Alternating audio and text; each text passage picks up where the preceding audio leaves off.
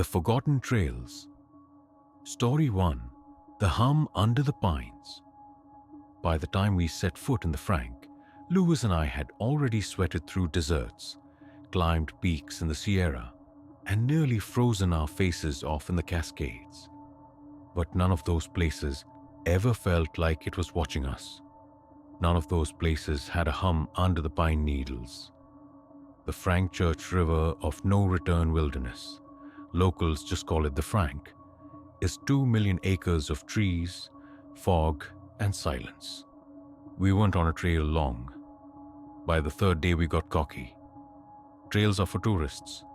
So when Lewis pointed through a thicket and said, "Let's go that way," I didn't question it. The forest changed immediately. The light shifted. The trunks grew too wide, too close together. The air felt wet, even though the sky was clear. And then we heard it. A low hum, not the wind, not running water. It was metallic, steady, almost musical, almost like a machine idling deep beneath the dirt. Lewis looked at me. I looked back. Neither of us said a word. We followed it. We found the bunker in a clearing that looked like it had been carved into the earth, not built. It was low, almost sunken. Concrete walls covered in symbols scratched by hand. Circles within circles, zigzag lines that ended abruptly. Symbols that made your eyes feel tired just looking at them. The door, metal thick, hung open just enough for sound to leak out. And that's when we heard the music. Screaming, metal, not a speaker, not a phone. It was coming from within, from deep within. Lewis moved toward the door. I held my breath because something inside me said, "Don't let him go in." I touched his arm, tilted my head back toward the forest. He nodded.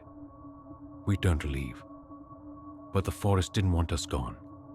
We only made it a few hundred feet before they stepped out of the trees. 2 men, camouflage, full face masks, rifles gripped low but tight. They didn't speak at first, just stared. Behind us, the music from the bunker still throbbed through the trees. Then one of them raised his rifle. "On your knees, hands up." His voice was dead. Lewis didn't hesitate. He dropped his pack and ran. I followed. A shot cracked behind us. Tree bark exploded inches from my face. Then a voice screamed, "Don't kill. We need them alive." That was worse than any bullet. We ran for miles. We lost our gear, our food, our maps. We slept curled in moss under deadfall. Every creak in the branches overhead like a breath from something that knew our names. When we finally found a ranger station 2 days later, we told them everything. They sent a team. But when they came back, the bunker was empty, no gear, no people, just concrete and the symbols, and something carved just inside the door. The hum keeps them sleeping. They told us it was probably a militia group, said we were lucky, said not to go back, and we haven't. But sometimes, at night, when everything goes quiet, I still hear it. That hum, like something mechanical, or something trying to remember a voice it once had.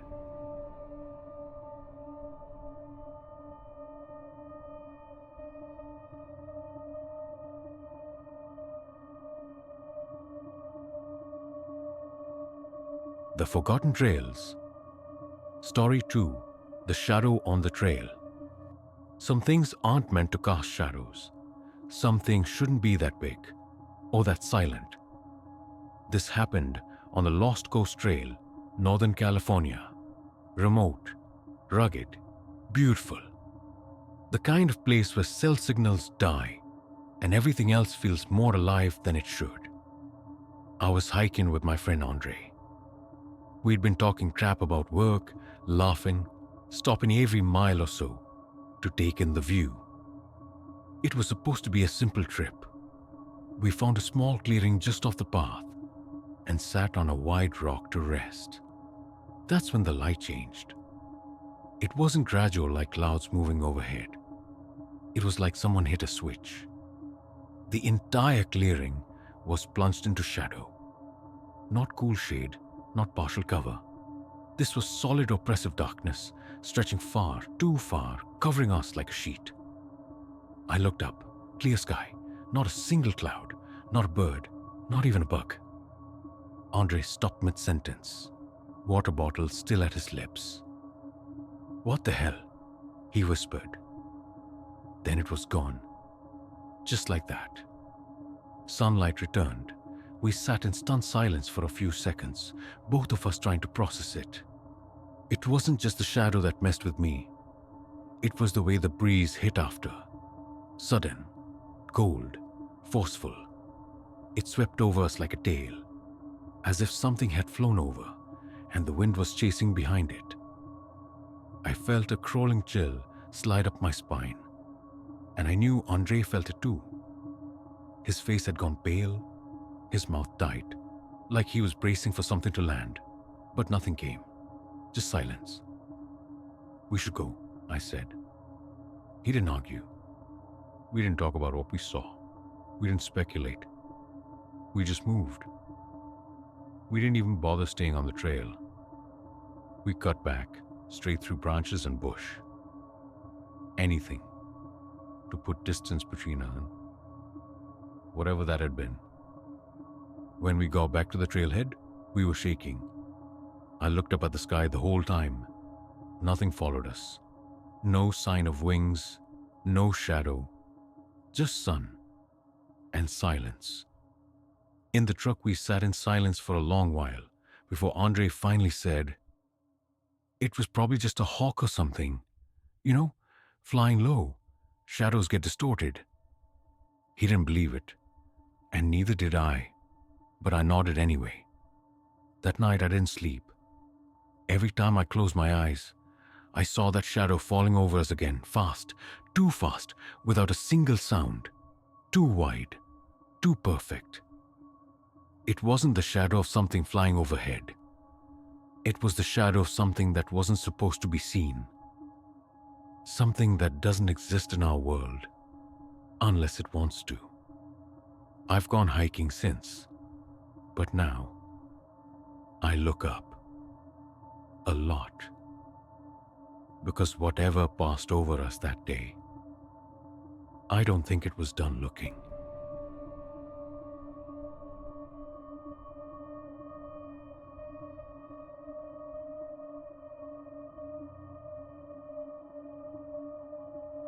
The Forgotten Trails. Story 3. The Search That Found Too Much. You never forget the ones you don't bring home. Summer of 1983. I was part of a search and rescue unit dispatched into Olympic National Forest. 8,000 square miles of green walls and endless quiet. The missing person was a seasoned hiker named Terry Fishgold. Went in alone, hadn't come back, routine case. We had a start point, a destination, and a man who knew the woods. We thought we'd find him by sundown. We didn't. We found something else. 30 volunteers, rangers, local cops, maps marked and split. My team, 4 of us, took the western side of the grid. Fog rolled in that morning. Not thick, just wrong. Too early. Too heavy. We hiked in anyway. By noon, one of our guys radioed in. "Found something. You'll want to see this." It was Terry's pack, hung 30 feet up in a tree. Not snagged, not caught, thrown. The branches up there were too thin to hold a man's weight. No limbs low enough to climb, but the pack was wedged in deep, torn open, its contents fluttering like confetti. Shredded map, broken water bottle, and a smashed sandwich still in the bag. The side was ripped, not chewed, slashed. We were already uneasy. But it got worse. 2 hours later, we found a boot. Just one, sitting perfectly upright in a clearing, still laced, no blood, no sign of trauma. We laughed it off nervously. Maybe he lost it running? But then came the second call. Another boot, 2 miles away. Still laced, still upright, still full of foot. The cut was ragged, not surgical, not animal, just torn. The blood was still sticky, meaning it was recent. And something about it felt placed. Like whoever took Terry wanted us to find that part. The rest of the day we marked blood trails, tiny smears on tree trunks, flecks high on branches, too high, spots on rocks that formed semicircles, dashes across logs, drops on both sides of the trail like someone was walking in 2 places at once. We stopped trying to explain it. We just kept walking, and the whole time, the forest felt less like a forest and more like something's mouth. We camped on the ridge. No one slept. Around midnight, I heard something snap. Not twigs, not branches, bone. I scanned with my flashlight. Nothing moved, but I felt it. Something was out there. We never found the rest of Terry. The report said bear attack. Everyone nodded. Everyone knew it wasn't. Bears don't throw packs into trees they can't climb. Bears don't tear off feet and place them 2 miles apart. Bears don't spread blood like messages, like warnings. I still have the old search map. Red X's for every drop of blood. It looks less like a trail and more like a ritual. We didn't find Terry Fishgold because whatever took him didn't want to be found.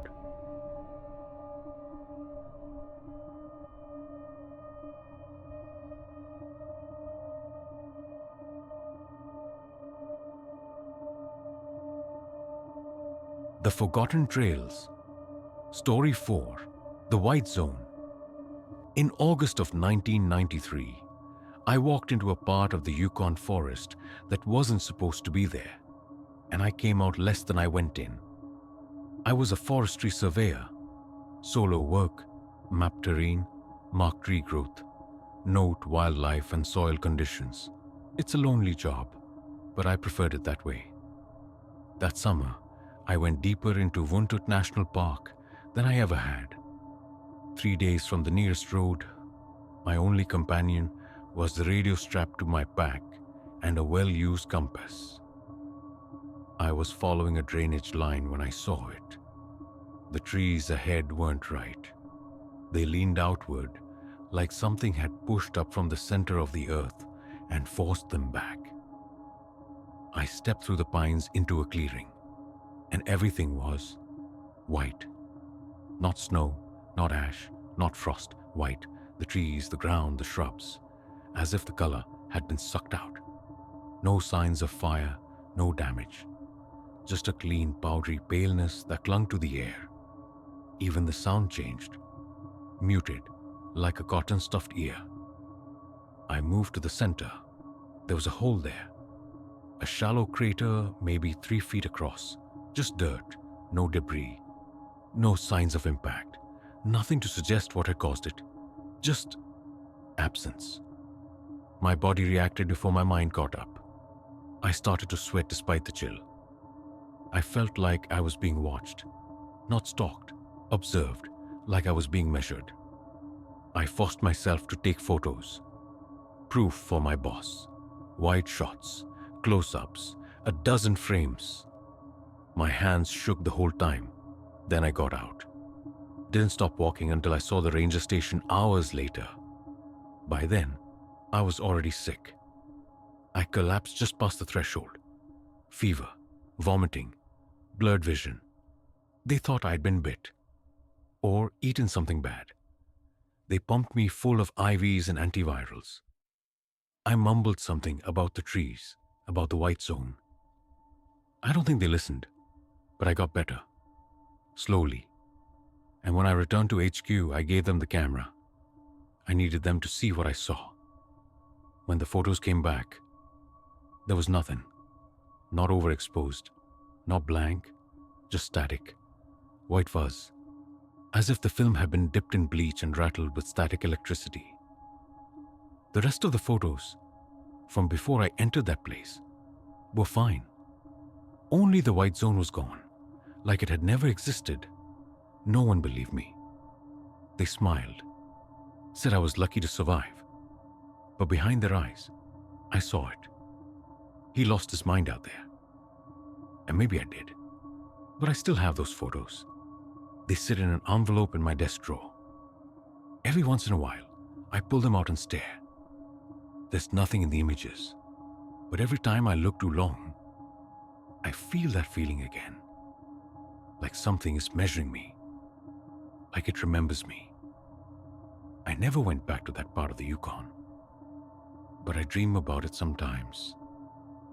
The white trees, the soundless air, and that hole in the center of the earth, still waiting to be filled.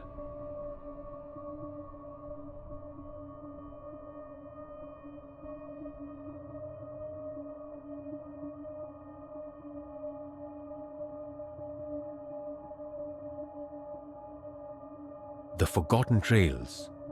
Story 5. The Missing Hours. I've forgotten things before, where I left my keys, whether I locked the door. A dream that faded by breakfast. But this was different. This was a full day, gone. Like it had never happened. It started with a hike. Just me. I'd been cooped up restless. So I grabbed a bottle of water, shoved it in my backpack, and drove out to this little loop trail I'd read about. Black Pine Loop. It wasn't popular. That's what I liked. Quiet, empty, forgettable. The drive was uneventful. The lot was gravel. The sign was sun-bleached and cracked. I locked my car and started walking. That's the last part I remember clearly. After that, nothing. Not even a flash of a tree, not the trail, not the sky. The next thing I remember, driving home, hands on the wheel, sun dipping low. The forest in my rearview mirror growing darker by the second. I had a sick feeling in my gut, but I didn't know why. That night I sat on the couch, staring at my boots. They were muddy, pine needles wedged in the laces, scuff marks on the toes like I'd hiked hard.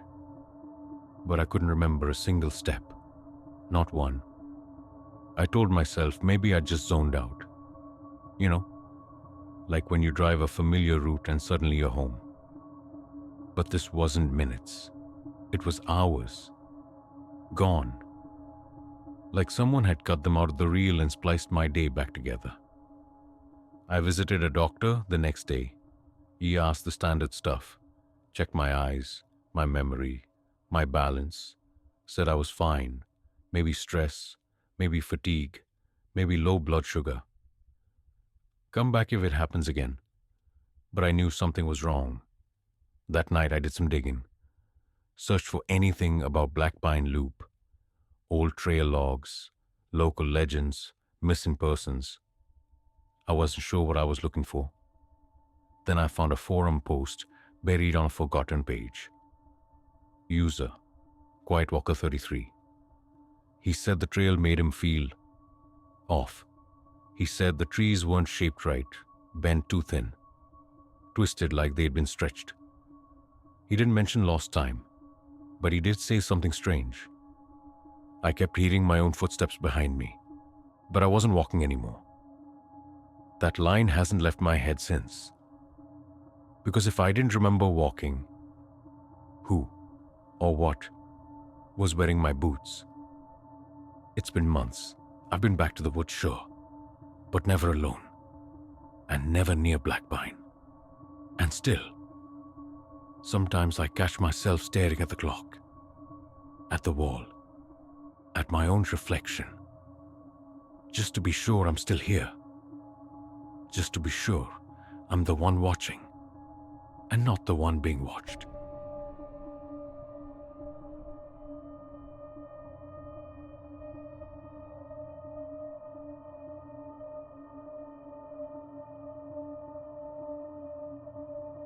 The Forgotten Trails.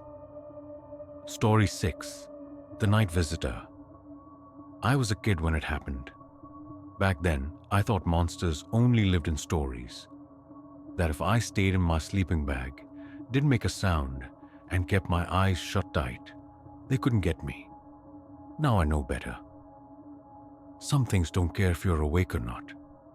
They just want to stand outside your tent and listen to you breathe. It was sometime in the 90s, in Farmington Canyon, Utah. My dad was Air Force, stationed at Hill, and he loved taking us into the woods on weekends. Usually, we stayed in cabins. His back was too bad for tents. But this time was different. We'd borrowed some old 70s canvas thing from a neighbor, thick, musty, heavy zippers. It was me, my parents, my siblings, and 2 dogs. We found a campsite near a stream, set up just before sunset, and ate hot dogs by the fire while the dogs chased each other between the trees. I remember that part being perfect. I don't remember what time I woke up. Just the sound. Growling. Low, steady. One of the dogs was pressed up against the side of the tent, head up, ears forward. Then came the crunch. Leaves, twigs, footsteps, someone. Something was walking slowly around the tent. I froze. I thought it might be a deer. But deer don't walk in circles. They don't stop right by the zipper. And they definitely don't try the car door. I heard the click of a locked handle and the soft rattle as something tugged. Not yanked, tugged, testing. The dogs kept growling. My dad hadn't moved. I thought he was asleep. Then I heard his whisper, "Don't move. Don't say a word." He was scared. Whoever was out there circled the tent once more. Slower now. Then the footsteps faded into the trees. We didn't move. Not for a long time. Eventually Dad sat up, woke Mom, woke the others, told us to pack now. We tore the tent down in near silence. The dogs still sniffed the air and kept looking back toward the woods. We piled into the car around 1 a.m. and drove down that canyon road in total silence. Dad never really explained what he thought it was. He mentioned college kids, said maybe someone got lost, but he didn't sound convinced. He kept checking the rearview mirror all the way home. And that night, we didn't sleep. Not a single one of us. Sometimes I think about how close that thing came, how it circled, how it tried the car, how it didn't speak. It never said a word, just walked and watched and left, but only when it was ready. Now that I'm older, I try to be logical, but there's still a part of me that believes it wasn't human, not fully. And that part of me wonders if somewhere in those woods, it's still walking, still circling, still listening.